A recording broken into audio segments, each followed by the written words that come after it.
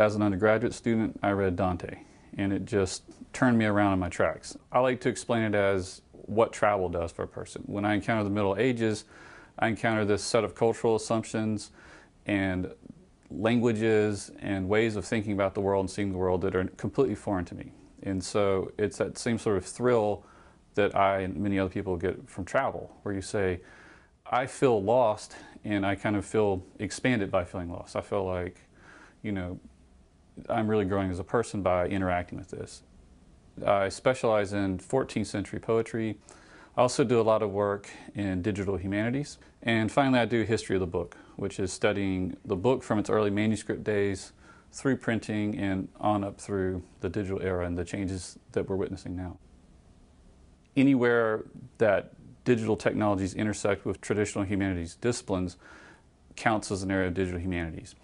And now that's everywhere. If you think about what a scholar does traditionally in terms of researching, writing a book, sending it out for peer review, having it published, having that work go to the library, be curated, disseminated, discovered by other scholars, and repeating this cycle, every one of those moments of production in that cycle have been both enhanced and disrupted by digital technologies.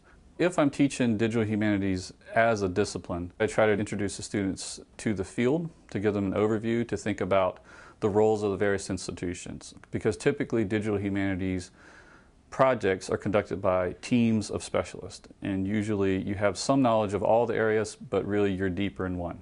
But I also incorporate digital humanities into my other classes at both the graduate and the undergraduate level. So for example, when I teach an undergraduate course on medieval literature, I very often include digital facsimiles of manuscript books. In the past, this has been a problem in the print world, where students encounter texts that were initially oral compositions that were written down by hand and circulated that way. They encounter these only in large printed volumes that collect literature from thousands of years. So it's being able to see and to virtually leaf through a medieval manuscript that has notation scrawled in the margins, that has embellishments, alterations, images in it that have been painted to illustrate the text, really enriches their experience.